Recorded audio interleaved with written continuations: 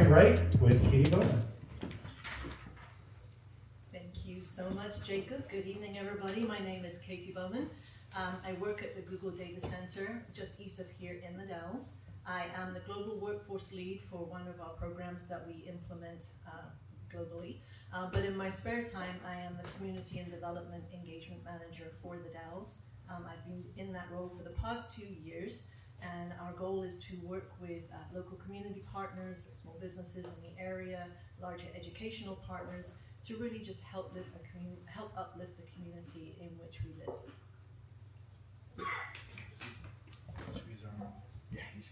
Check. Hello everybody, my name is Christian Quiver. I am one of the co-founders of Second Spring Design, which is really an AI-powered workspace to help people go from really AI displacement to starting and running your own new business using agentic workflows. So really democratizing that access so everyone can have access to agentic AI.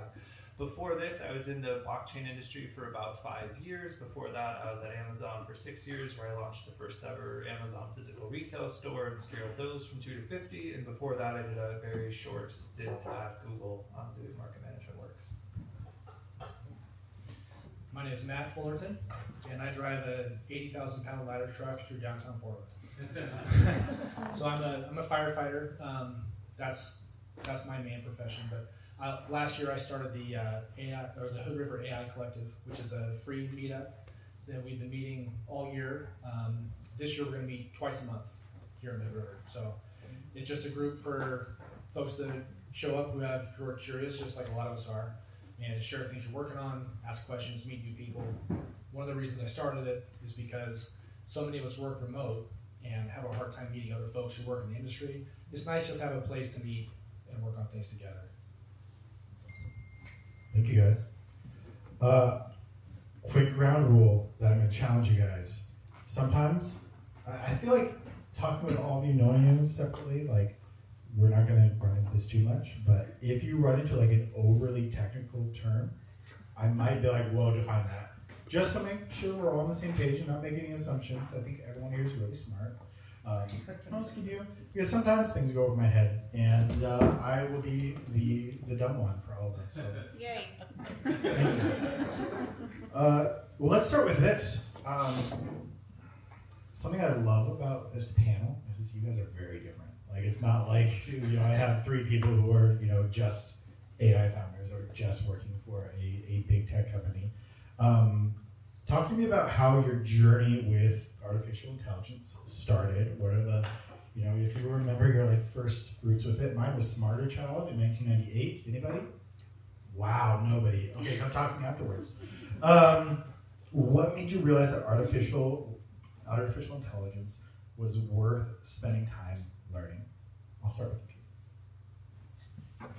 When did I first realize that artificial intelligence was worth spending time learning?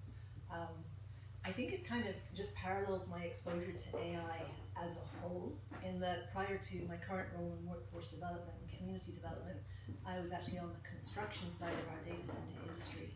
And I remember about 5 years ago, our construction team and our design team suddenly started looking incredibly stressed out, and we found out it was because all of the computational pieces that we would need to power machine learning and AI were forcing just huge changes in the world of data center design and what that looked like. So that was really my first exposure, and it was something that was very far off and remote to me. But as I've moved into community development and I can see the benefits that AI brings, and one of our main pillars of strategy is how do we help develop an AI-based economy, and how do we encourage our community partners to embrace that while being kind of responsible netizens of it. I've been exposed to more as we've encouraged folks to adopt the technology. So I will say, initially, I was a huge skeptic, and I have a 20-year-old son who knows everything and is a huge skeptic about AI as well. But just through exposure with some of the programs that we've both helped support, adoption programs that we're hoping to bring to the Dalles later this year, that really kind of explain what AI is and what it has the potential to do, but also, how do we use it responsibly. I have found that in my own personal and professional life as well, I've been a much greater adopter of the technology. So in terms of when did I learn, that it was something that could be a tool in my arsenal, I'd probably say it's been about 12 to 18 months, which surprises people when they learn that I work for Google. Especially as one of our mottos is that we dog food our products, so we eat it ourselves before we pass it on to our customers, right? And so there's been a lot of internal experimentation, which is super interesting. You know, anytime you see one of those Facebook memes go around about ask AI to create a caricature of you based on your photo and what it knows about you, you know, that's probably something we were doing 6 months ago internally, or the turn yourselves into an 80s pop star kind of thing. That was probably my limited exposure to it. But over the past year, for sure, it's definitely become more.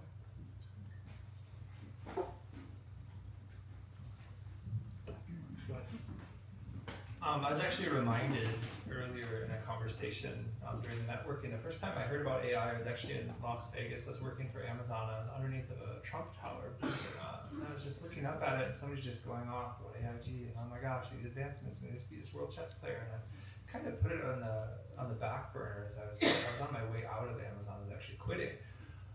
And from there, I went into more of like a philanthropic role and opened up, I said that word wrong, but opened up some businesses of my own, being an entrepreneur and a nonprofit in the Seattle area.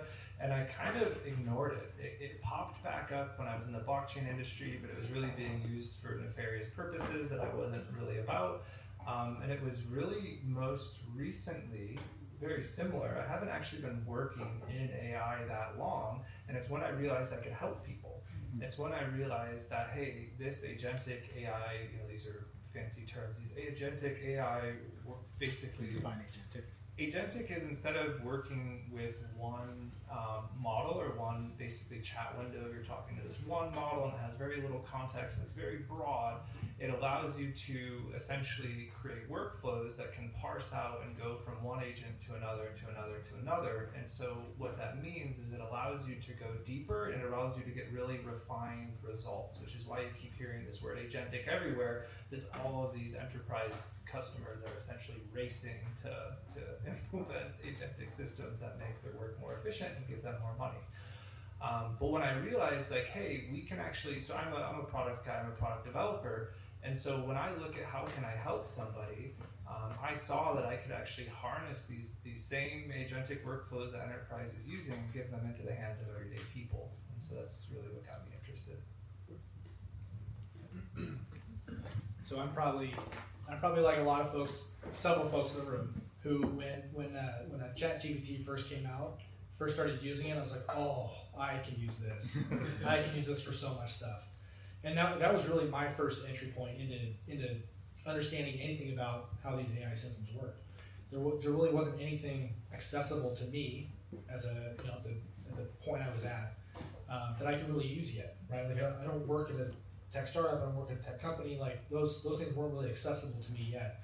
But when ChatGPT came out, and all of us finally got to mess around with it, like, this is great. I need this so much right now for everything, right? So at the time I was running a small business around, it was like a micro data center, I'll just put it that way. And when you're working for yourself, there's so many back end things. Like Ileana, right? We were talking earlier about, she works by herself. She has a product out on the market right now, just her, right? So when you're in that role, you're doing everything by yourself, right? All the marketing, all the sales, all the bookkeeping, I mean, everything. And so when you're in that role, you need help. And finally, there's somebody, a ChatGPT I can go to that can answer reasonably most of the questions that I had, right? Even with for little coding projects, right? I don't have to go to Stack Overflow anymore and hunt around for somebody who may have answered that question before. Now it's all just right there. So that was my entry point. Christian, I want to focus on something that you said where you started using AI because you realized that you could help people. I want to kind of explore that a little bit. For a potential small business owner, a founder, someone working on a side project here, what are some ways where you found that AI can actually save time or reduce friction today? And what does that look like? So I think the number one way to be more efficient and to reduce friction, I think, with working with any team is how do you gain alignment and clarity on what you're actually building. So for me, that usually as a product developer starts with prototyping, like rapid prototyping of how does this actually visually work, and what are the UI components, and what are we actually thinking here? What's the overall customer experience going to be? And what AI allows me to do that is very insanely fast. Like things that used to take me months, or experienced product designer months to do, I can now do in 2 hours in my living room. And then we can jump into a meeting, we can look at something visual. There's actually a gentleman right here, John, who I work with, who I show him in real time, hey, this is the experience that I'm going for. This is what I think we should build. And we have some back and forth, and then we are able to then take that, build out a design requirements doc, and then have AI build that. And so it's literally taking like product development life cycles from years to, weeks or months. Either of you want to chime in on that? Go ahead. What was the question again? How, for a small business owner or founder, how can AI save time or reduce friction? So I will say, in addition to my full-time job and then my additional Google job, I also have a couple of side hustles. So I feel I can kind of talk to the small business side of it too. I have Poshmark closets, for example, where I pass through items on the resale market, and simply just in terms of research and being able to query AI and understand what particular trends are in at the moment, or what particular price point I can expect to receive for a certain item. Whereas that would have taken many hours of YouTube time, or following, I guess blogs are now extinct, but the equivalent of blogs, right? And really doing that kind of research myself behind the scenes. Once I've been able to train my AI model, and we will kind of come back to that, I'm sure, but it knows very much the information I need. I can have it run a query and bring it back, and it saves me many hours. One of the ways I look at it, and I've been using it the past several days, is I look at it as using an AI system well, kind of in these methods, compresses all the energy it takes to do whatever the task was, right? It compresses it down into hours or minutes or days. So at the last AI meetup we did a week or two ago, I had the group help me put up a website for the meetup, right? I didn't have a website yet, so we just all kind of hacked on it together. We used Claude Code to build all the pieces for it. And thinking back to when I used to build sites for other things back in the day, it took forever. Like you'd be on some other website building it, right? Clicking around, trying to find pictures, putting things where you want them, or coding it all yourself. If I had to code it all myself, it would have taken weeks, and it wouldn't even look nearly as good as it does now. But this was all compressed now into this very tight window of time. So all the energy that would have taken me weeks is now compressed into this little package, which has been great. I want to come back to coding a little bit, mostly because I started to go down that rabbit hole myself, and I'm like, oh, I actually don't know enough about coding to know if it's doing a good job or not. So let's talk about this. I mean, Katie, you just mentioned training an AI, either agent or a large language model. As you spend time using some of these models, what have you learned about how to write better prompts? And what's a mistake? This is a good time for a story. What's a mistake you made early on that you learned from that mistake and it made you improve? Whoever wants to talk. Go ahead.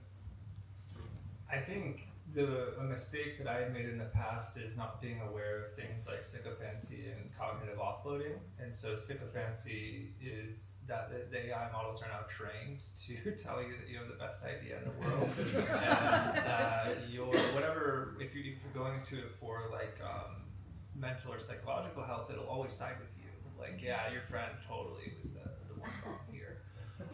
And the other piece is like that cognitive offloading of where you're actually relying on the AI to make the decision for you. And so for me, I was noticing myself falling, I don't know if victim's the right word, but falling prey to that. And then learning to kind of change the way that I'm prompting and tell it like, hey, don't sugarcoat this. Like, just tell it to me straight, yes or no, or sort of challenging these different models. And they all seem to do it.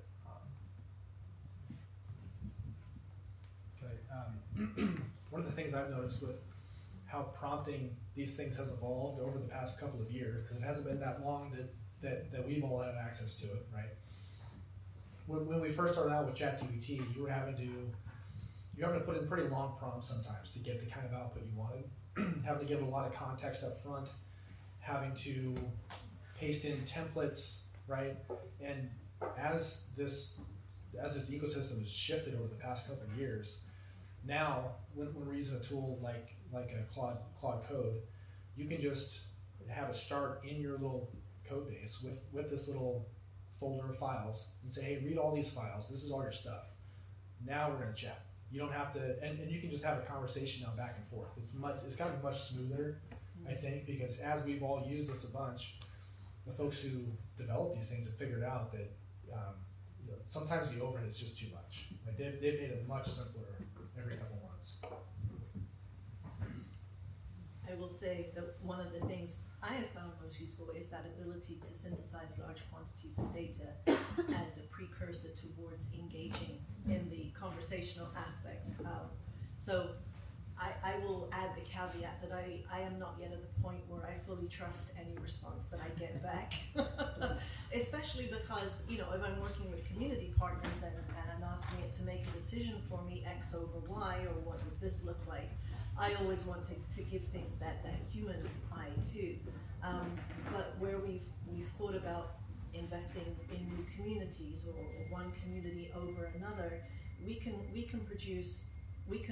ask it to review many different sources of information and then come back to us with some proposals rather than kind of trawling through those individual documents ourselves. Now, of course, that's something I'm more than happy to do because I'm one of those people that can't fall asleep till 2 in the morning, and I tend to have a stack of reading material next to me on the bedside table. So I will look through those reports, but it really is heartening to see how much mature the science is becoming and how much more information it can digest and then parse back to you accurately. That's good. I'll put in my 2 cents. I have started adding in many prompts. Think longer for a better answer. Accuracy is important. And it does it. And it's like, okay. And sometimes they'll say, you don't know. And I appreciate that. On that idea, AI is still not good at anything. I think the most frustrating thing can be the people who take anything that is given back to them as just like word of God. What are some things that AI is still not good at? And what are some areas where you think like humans will still matter for a very long time in this subtext? So I can answer that because my global workforce development program is actually focused on construction and the skilled trades. And we joke that it's an AI-proof industry for now because you can teach AI pretty much anything, but you can't teach it how to hammer a nail into a 2x4. And even with the advances in mechatronics and where that kind of industrial warehousing and construction concept is going, at the end of the day, we still, and especially a company with the level of risk associated with our user data, our desire to keep your data safe and secure and locked away behind the data center perimeter, we don't want any kind of risk. Something would have to be road tested in order to be based in AI so stringently in order for us to be comfortable in allowing it to run some of our more secure operations, for example. So I think construction, definitely for the moment, is AI proof, though I can see where that is going. And in part of our construction training boot camps, we actually have a mandatory AI essentials class now. And a lot of our students will say, well, what does this have to do with construction? And we're like, you literally are building the facilities that house the engine that powers this.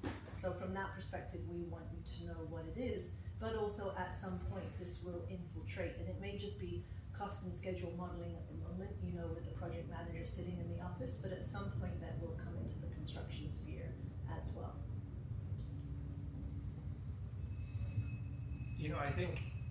I don't know about AI proof, but I'd say if we start there, it would be anything that involves genuine human connection, something that involves touch or talking with somebody, sitting with somebody. Is as much as we might want to emulate intelligence, because that's really what it is, like we're kind of faking artificial intelligence when you really dig into what it is. that's always going to be missing that authentic person. And I think that also works twofold, is that if you're looking at what can I do right now, there's never been a better time to find out what your individual purpose and your authentic expression wants to be in this world, because AI can actually be this incredible side partner to help you get there. And that's kind of the future that I'm seeing that I want to build, versus kind of the doom, like it's taking all the jobs. Doing all this, there's actually this opportunity to do things that you couldn't have done 2 or 3 years ago. Yeah, I like that. That was also my thought. Was the human connection part, right? So one of the reasons I started the AI meetup in Hood River was just to meet other people like all of you who are working in adjacent industries, who are curious about these things, because especially I really enjoy meeting people, right? And that's something that these systems are gonna never really fully replicate, just human-to-human interaction. And you would think that, like, I work in an AI-proof industry, right? Like, as a professional firefighter, like, you would think that that's one thing maybe a robot could never do, right? And that's a joke we have at the firehouse sometimes. It's like, well, AI is never going to do this, because once a fire happens, like, there are no more rules. I can do whatever I want, essentially. But here's the thing: is like there's a reason all the big AI labs started with coding first, right? That is the first main skill set that all their models can do, is write code. And the reason is because now you look at, I think it's Claude 4.6, the newest model from Anthropic, written almost 100% by Claude 4.5, right? So their engineers are just directing traffic now. They're just managing AI agents who are writing the code. So when you start with code as the first skill, that just takes this, line that was already parabolic and goes straight up now. So all the rest of our industries are going to be touched by AI now that it can get so much better, so much faster. So my profession is not off the table. Maybe it's not 5 years away, maybe it's 10, but it's not off the table. Thanks, guys. I keep wanting all these like Terminator 2 references. Purposely just withholding some of them, but I'll show this probably later. I was actually just listening to a podcast recently, and with Joshua Benjo, one of the original, most he used to work at Google. He's one of the most famous authors of their scientific papers. They were basically chatting about how everyone thinks it's not going to be the physical. It's not going to be the physical. But then in San Francisco, there's a robotics boom right now, because one of the hardest parts of robotics is actually the software. And AI can make the software cheap and fast to build. So it's really, we just don't know. Just for context, the first time I met Christian, we sat at a coffee shop and talked for like 3 hours about like the philosophy of AI. We don't have 3 hours here, but oh man, if you want to grab coffee with me and talk about that, I'm happy to do that. I'm gonna move on to control myself because I love talking about this. Outside of language models, most of this has been around like you're having these chatbots that you're talking to. Have you seen non-chat AI doing useful work in tools or systems you rely on? I know we talked about coding a little bit, but there are other ways where you've seen it being like, hey, this is actually pretty useful.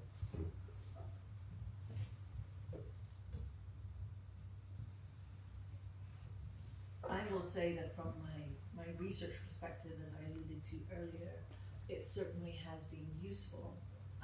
Will I say that I rely on it? No, as I mentioned, I was an AI skeptic, and I'm slowly coming over to the potential of these tools, but it's definitely something that I feel the need to double check. I was speaking with Amy earlier, we were talking about, some of the things are, if I have pages of text and I want to condense it down to like a couple of salient paragraphs or some bullet points, for example, sometimes I will find that it has skipped the point that I was trying to make. And so we'll bring that up into it as well. But I mean, overall, I'm more than open to the potential, and it certainly has been transformative in my professional career. Go ahead. Yeah, like I noticed with these, so the question was, outside of the large language models, what have you seen as a non-chat AI that's doing useful work in tools and systems. So one of the things I've noticed that like most of the way that we interact with all of these systems right now is just through natural language, right? Either spoken or text, right? And I think that's going to continue just because that is how that is like most of our communication model, right? But you look at other things like cars, for instance, right? So riding in a Tesla, like you are using an AI system to navigate down the road, right? Now whether it's actually working in the car at that moment or it's the back end that like did all the pre-training work to get you on the road safely that day, like you're using an AI system, right? You're not talking to it, you're not texting with it or anything, but it is working for you. So we are seeing that. Yeah, I haven't seen much though. Like it really does take a lot of like input still to interact with these things.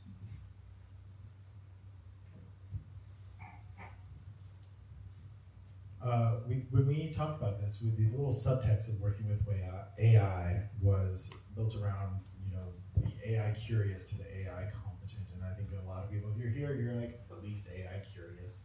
Some people are different levels of competent, surely. If you're on the more like, I'm learning about this, I'm experiencing it, I'm getting into this, what is something, either a habit or practice that you could recommend for someone here that could take them from like, hey, I'm just getting into it, to really be competent in using artificial intelligence?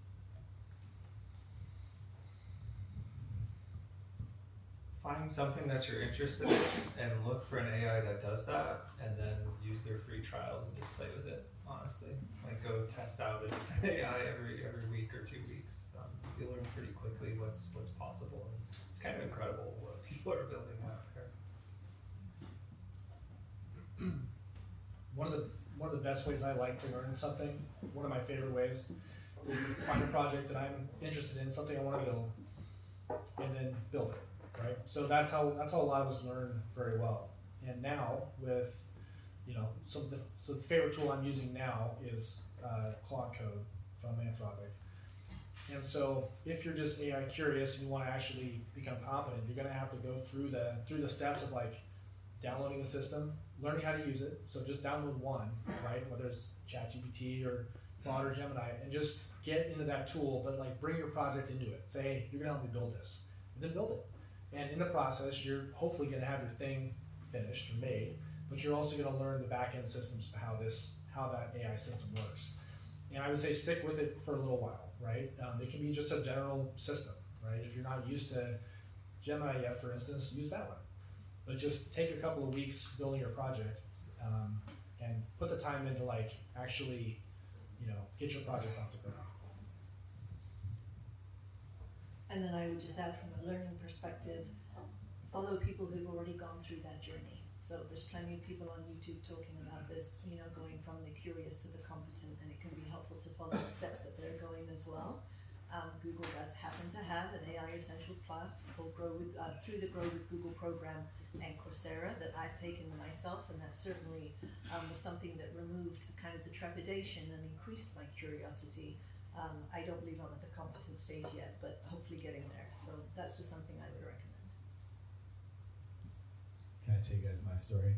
Yeah. You do it. I've spent hours late at night talking with AI about its own existence and how it works, and like when it thinks the convergence is going to come. And oh man, I don't recommend that path, because you just start going crazy real quickly. And I'm like, What did it say?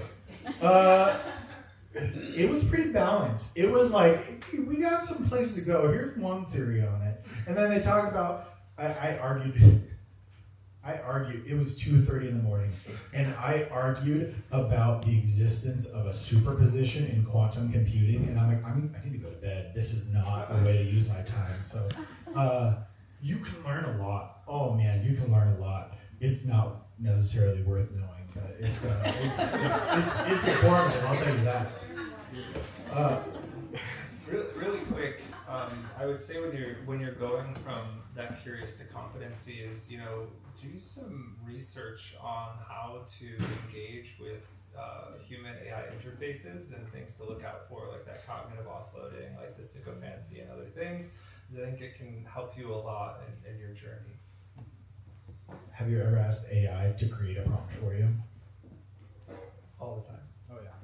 Does it feel really circular at a certain point where like, you don't need me? That's why no industry is safe right now. Perfect, that's good to hear. One question that I really did want to talk about, and then I'm going to open it up for a little bit of audience Q&A. I hear a lot, I keep thinking about trade-offs. We think about energy demands, water demands. It's certainly been a touchy subject in the Dalles, especially where there's huge data centers. You hear these stories of like, oh, you ask this question and you use X amount of water, which I don't know how they quantify all that. Maybe they use ChatGPT to quantify it. But you know, you can do based on your expert research or your history, your background. How do you folks as this panel personally weigh those trade-offs of the energy, water, natural resources that we are using for it versus the value that it creates? Great question, and I can go first with my Google hat on. So you're right. It is a question of trade-offs, and when I think about the work that I do and the tools that I use, whether it's the search engine or whether it's YouTube or whether it's Google, the AI, it's recognizing that there are going to be certain impacts on the environment where we live and that we choose to call home. And it makes me very grateful that as a company I work for Google, which has a strong backbone of social responsibility and environmental responsibility. I've worked for that company for 18 years now. So I remember back in the day of the holiday parties and the rumors that we're flying everybody into Dallasport, on Monday and back out on Friday.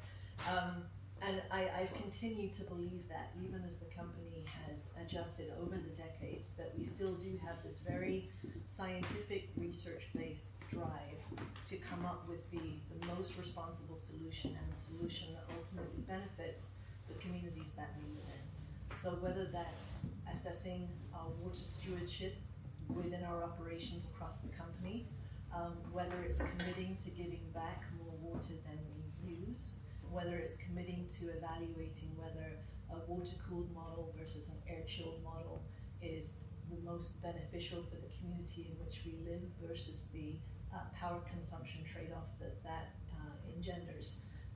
I have faith and I can stand up because I've seen both the data and I've seen the arguments for and against within the company to know that we're going forward with good intent, right?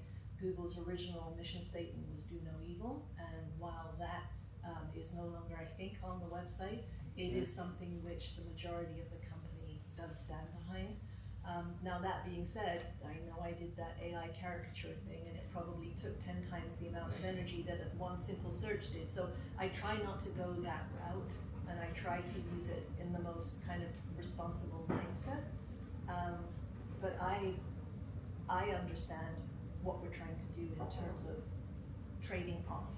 So one of the projects that we touched on in the Dalles was the aquifer storage and recovery project, where we're taking water during the rainy season and storing that so that it's able to be used during the drier seasons, for example. And that's the case every community that we locate in, we recognize that there's going to be these trade-offs. And so whether it's trying to work with local agriculture to develop different ways to irrigate or hydrate there, or whether it's just being mindful of the consumption of the resources that we use internally, we're both at the cutting edge of that, but also just realize that it's the right thing to do.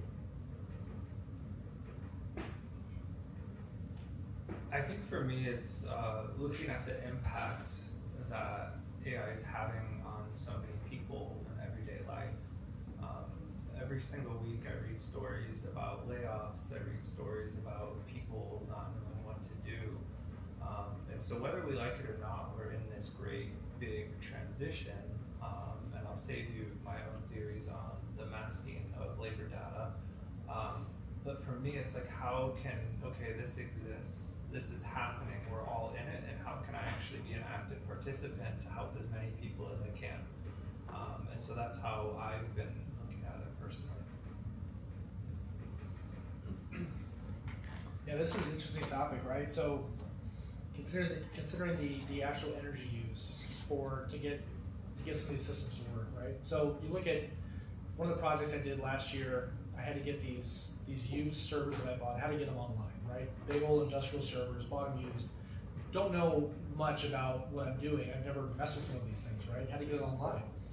And now I've got a tool that can help me do that, right? So instead of spending what like could have been weeks researching, trying to figure out how to do this, a bunch of trial and error, I'm now using one of the AI chat tools, right? To like, hey, here's what I'm dealing with, help me figure this out. Oh, here's the code you need, copy and paste it back and forth to the terminal, right? This is like so last year, copy and pasting for us. So, but think about this, the energy it would have taken me over those weeks probably to get these systems running is calories, right? It's a very inefficient use, it's a very inefficient way to transfer energy, it's through calories, right? It would take me weeks to do this. The most efficient way humans have learned to transfer power is electricity. So I now get to trade off burning calories to do this work with electricity, which is much more efficient. And it only took me a matter of days, what would have taken weeks. So when we talk about the energy trade-offs, like it might be a very similar amount of energy is being used somewhere to get this project done that you're working on, but you now get to pay for it with dollars and use electricity to do that instead of the amount of time it would have taken earlier. So and it can be really hard to quantify those two things.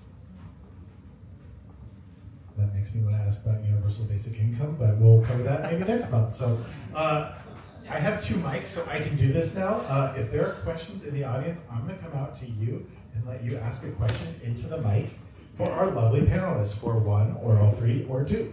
And I'm coming this way. Hello, thank you so much for being here. This is great. I have a couple of questions. So the first one is, Matt, so you were saying, like, this with the Claude coding. Let's say I have a website on Shopify, and I want to make it better. So would I go to Claude and kind of show them what's on my website, and then ask for coding, and then put that coding into my site, or how does that work? You definitely could. I'd be surprised if Shopify doesn't already have some kind of AI system where you can just chat with. Because if they don't have it now, I'm sure it's coming, right? Hopefully in the next year, or they're not doing their job well. And by not doing their job well, I mean not like having this system in place that folks like you can use it, right? To go back though, like, yeah, you can now just in Claude Code or other tools, just say, hey, go to this web URL, read everything on it, copy all the code, and then I want to put it somewhere else, right? So instead of Shopify now, you can just take what they designed for you and host those files anywhere, right? So this is something that we're seeing across a lot of different industries now. You can essentially copy anything you want pretty easily with just conversationally in the chat window. I'm going to plug for Matt. This seems like a great case use for the AI Collective that's happening now twice a month. At the end of this, Matt gave me a QR code. I'll put it up there if you want to attend. It's on Meetup, and you have a website now too. Yep. That was not a paid endorsement. I was doing that because it's a lot of fun. So. Yeah. I just have one more question. So have any of you used Runway? Runway ML? It's where you put in 2 photos and then it creates a video for you, like a story. You put in the 2 photos and a prompt, and it creates. I was curious about it. Or Hailu. No. Really quick on your first question too, like a way that I use it is I do a lot of UI and UX work, and so it can be really helpful to even if you just want to look at like one section, say like your hero, and be like, hey, can you give me suggestions of improvement based on the latest UI UX research? And it can give you like some pretty good ideas about what you might want to change, but then remember it's still ultimately your choice. But there can be some really good tips there of where it's kind of doing that research for you without having a professional next to you. If I could, just to piggyback off what Chris was saying, I think that it would be smart to let it know a little more information on what you want. I mean, you just said it better, right? like they're talking about the prompts and stuff, you wanna give it a little more information on what's better, what do you mean by better? Does that make sense? Put a little more context behind it? Yes. Thank you. Yeah, questions over here. You're behind the post, sorry, Jake. Thank you. My phone has heard AI so many times now. My Facebook feed is absolutely sending out everything about AI and the 15-minute lessons to learn. For the people in here that are just now learning and maybe have used one or haven't used a bunch of them, what would you say is the best way for people to learn how to use AI?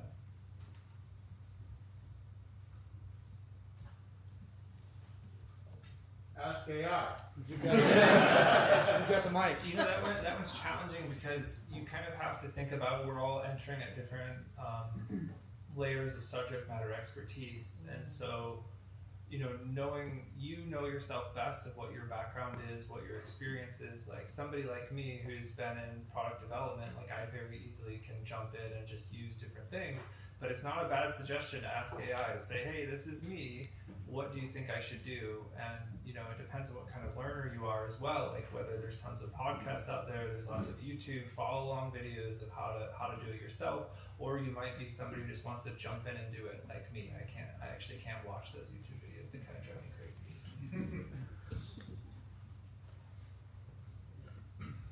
Hey, thanks a lot for doing this.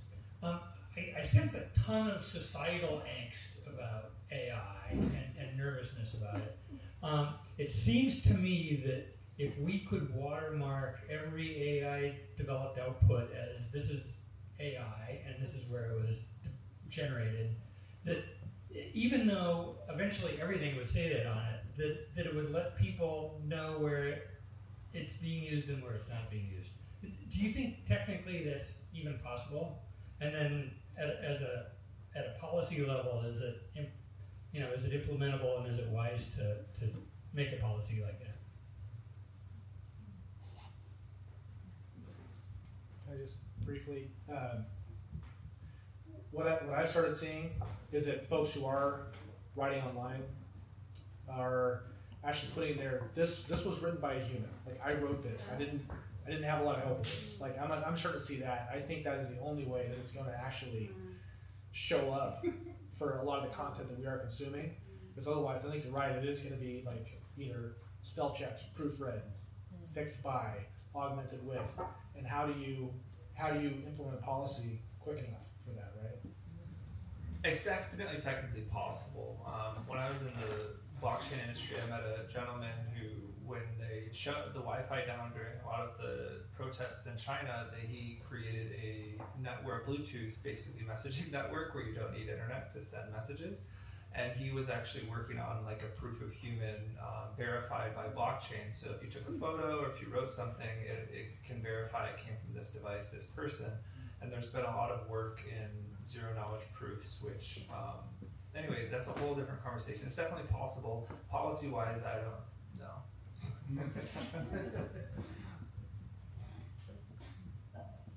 Do you think that ChatGPT has ruined the M-dash? Yes. Who used it? Who used it? I used it all You the did time. not, Jacob. You And never used now, it in my coworkers are like, did you use ChatGPT to write this? And I'm like, no, I didn't. Don't believe Sorry, that's my own personal idea. Anyone else?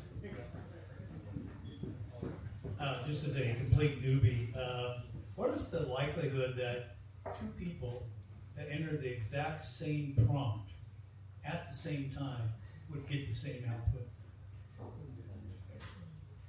I don't know the probability percentage on that, but my intuition is very low. You think that they would get the same They output? would not. No. So what does that tell you as far as validity of the output? If it's never the same with the exact same input. Well, it's not. The thing is, it depends on what question is being asked. Like, what is the input? Because I think if you're asking like a simple equation that's already been solved, like it could easily answer that equation every single time. But if you're asking something that has much more nuance or requires more reasoning, I think that's where it gets more challenging, because depending on if you're using the same model, it might search different sources with the same question. And so it should give you about the same structure of an answer, but it might be a little nuanced, just like if you asked a person the same question. Yeah, so Sean, if you asked two old school railroad engineers the exact same question about their train system they run, would you get the exact same answer? No, you wouldn't. No, you wouldn't. No. And but is either answer less valid or less correct? Well, Probably. it's not even that, it's the audience. It's two different audiences. You're talking to two different types of people that have been feeding the model different things, so you have different points of reference. So it's basically a kindergartner asks a question and a college professor asks a question, and they're giving different answers. Yeah. I saw a question over here. Was it Tom? Did you? I was only sympathizing with the M dash. Thank you. I appreciate that. Also, like the rule of three, also ruined. ChatGPT does that a lot, where you give 3 examples of something. It's the worst. I thank you guys so much for doing this. I think the CEO of Microsoft said today that he thinks within 18 months, most white-collar jobs will be, if not automated, then at least automatable. Is there a version of the future with AI that is not dystopian and doesn't end with all of us losing our jobs? Go ahead, Katie. Come on. Can I come back to you in 18 months and I don't know is the answer to that question. And I'm really heartened by some of the things that I've even heard from my co-panelists here tonight, right? And I just want to try to maybe counterbalance that dystopian future with a little more of an optimism. I've had my own personal breast cancer journey over the past couple of years, and it's really heartening to me to see some of the amazing things that AI is doing in terms of detection and modeling. That means that any other ladies that are going through this journey may not have to have the same experience, or things can be caught earlier. So I tend to try to reframe the question in that way. Conversely, I do acknowledge that we need to embrace this, as Christian alluded to earlier.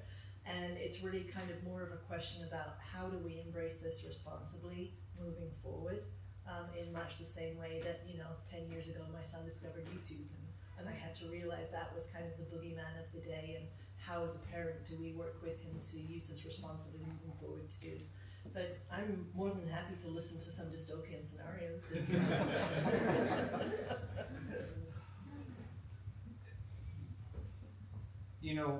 I think when you say that, it's really the death to the 9 to 5, right? Like that's what's happening, and nobody knows what to do about it. And people that are working deep in this technology, they see it and they're trying to raise flags, but then our policies and our system, our legacy systems aren't adjusting. They already haven't even started to adjust, and so they're kind of adjusting too slow.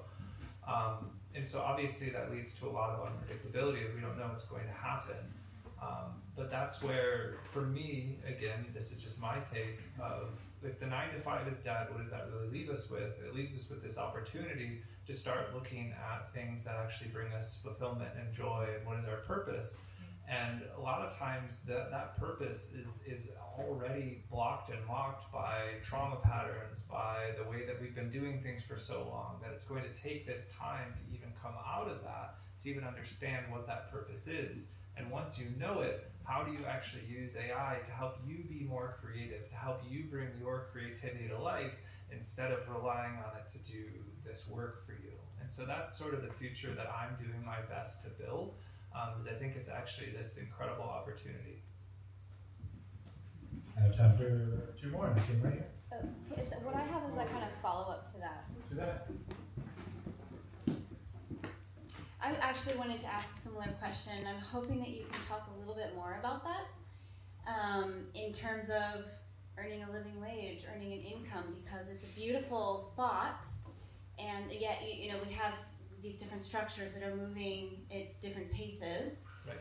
So, is that just as simple as engaging AI with the question of how can I monetize this? Is it that simple, or is there more nuanced, complex detail to what you're describing? Well, I think everything is generally very nuanced, but the reality that you're bringing in is that we currently live in a place where businesses need to sell things. Like that's how our economy works. And so how I've envisioned it is I thought about, yes, it's AI. How do I monetize what I love? How do I do this in a way to where I'm not actually working this 9 to 5, but I still can survive? And then I also see that being through networking and other people who might work in a different area that you do now. And so imagine you find that you actually want to work in a totally different area. How could it look if there was actually other people there to help you with that and with AI kind of doing it together? This is obviously hypothesis and things that I'm building in real time right now. And so I just want to be candid about that. These are literally things that we're experimenting. I say we use that we have a team experimenting with, like, how do we actually do this? How do we actually catch somebody? How do we actually help them figure out what it is that brings them that fulfillment and joy? And then how do we have the proper support system in place to help them do that, including how do you actually sell it and fit into our current capitalist society? Anyone else? So I work at a tech company. It's a small one. It's not one anyone's heard of. We've got about 1,000 people. Very AI forward. And so there's an argument that I've heard about, it really is a capitalistic argument about productivity. And so there's two sorts of arguments here. One is, let's lay off everybody and replace with AI. That's a very flat kind of growth mentality, which is really the same revenues, the same profits, but we're just going to get rid of humans, and then the corporation is going to enjoy all those profits. Where I'm working with 1,000 people, it's been, we're going to embrace AI, but no one's going to lose their job. Because we're going to leverage it to actually grow, just this, capitalistic growth, and do things and go after opportunities that are hard to go after today. So maybe we have a marketing team of 10 people, and they can only do so many campaigns, only so many, and they can only figure out what's working. So now with AI, the same 10 people can figure out what's working and be more effective at their jobs and growth. So that's sort of the argument. I'm not necessarily trying to get in on the debate too much, but I have heard, like, it's the philosophy of the organizations and the businesses about, are they growing, or are they just, look, we're just going to baseline and just want to drive profit, and that's all we care about. So I think there's a very, societal question about how does it come in, and then like, how do you help the people, transition. So I think the problem is it's just moving too fast. And so the skill sets and knowledge and the root, this is moving like really, really fast. Yeah. Like the things that are described and the displacement of the software engineering industry is like real.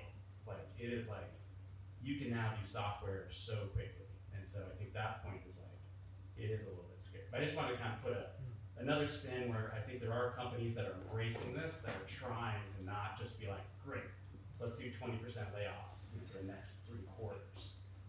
But it hasn't necessarily been proven that you can, get that kind of productivity at that kind of scale. But I just wanted to throw that out there because it just depends on the philosophy of how you're doing it. Yeah, absolutely. And to go like super deep on this, like the reason I keep saying there's no better time is, when I worked at Amazon, I got to see what like a highly skilled, highly experienced group of 12 people could do. It's honestly insane, the amount of things that can be done with that small team.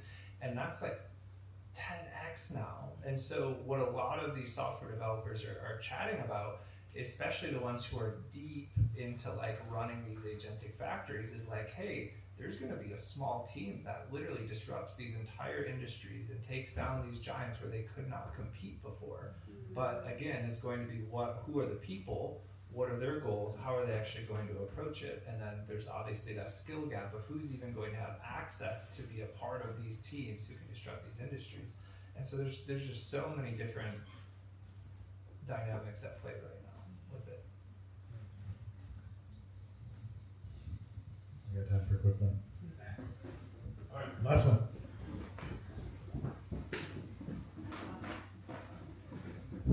This is something that I think about a lot. If AI is a machine, and it's a machine of the whole of society, it's like a box. So how are we going to have outside of the box human revelation that creates these amazing discoveries if we're on this fast train trying to comply or listen to AI. So how do you keep AI humble to encourage that revelation that comes from humans, their boss?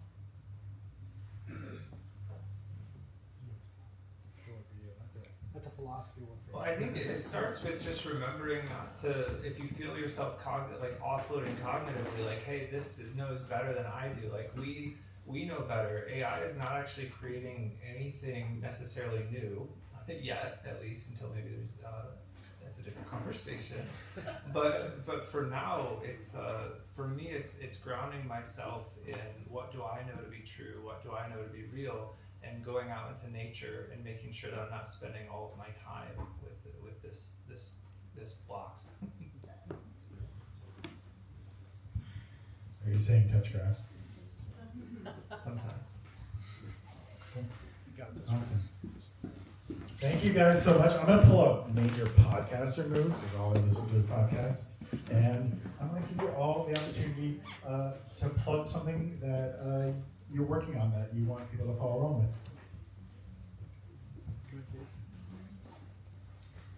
with. Well, I will say that as part of our community development and engagement, focusing on the AI economy, we are working to bring a number of cool initiatives to the Dalles and the Greater Columbia Gorge region. I would love for you all to be able to take advantage of those, and feel free to find me afterwards and we can figure out how to get you more information. We will be bringing a company called Nation Swell to the Dalles in the second quarter of this year to put on a workshop to kind of talk about adoption, engagement with, and I would love to get that to be available for some kind of small, medium-sized businesses here too. We've done them with educators in Texas and Oklahoma with great success. We've brought in partners like Discovery Education. We've talked about some of the challenges involved in teaching in the age of AI, both in terms of students turning in the same papers because they've asked the same prompts, the same questions, but also in terms of instructors as well, producing their curriculum through AI, and what does that look like? So there's going to be a number of programs coming to the area this year with Google kind of helping facilitate that, and I'd love to see some of you all there. Thank you. Yeah, I'd say another one of my passions or hobbies that I spend time on is bioregional finance. And so really, in a very easy way to speak about that is working locally, local-based economies, local-based teams. And so we're doing that in practice with our new AI startup, which is secondspring.design. Everybody that is working on this is here locally in the Gorge. We have a wait list there if you want to sign up and see what we're building. We're currently getting ready to go to full go-to-market with that. Yeah, come to the AI meetup in Hood River twice a month. You get to meet more folks just like us who are curious about this or working in the space or working around the space. And it's been a great way to meet just other folks. So we'll have a link up here maybe at the end. I'll throw that up. But yeah, come on by. It'd be great to talk a little bit more. You can ask more questions. You can show us what you're working on. Yeah, I'd love to see you. Thanks, you guys. Can we give these guys a round of applause? Thanks so much. This has been a fascinating conversation. I'm going to encourage you. We still got some time here. These guys are going to stick around. If there's a question that you're still wondering about, talk to your neighbors. We're not, don't go to ChatGPT right now.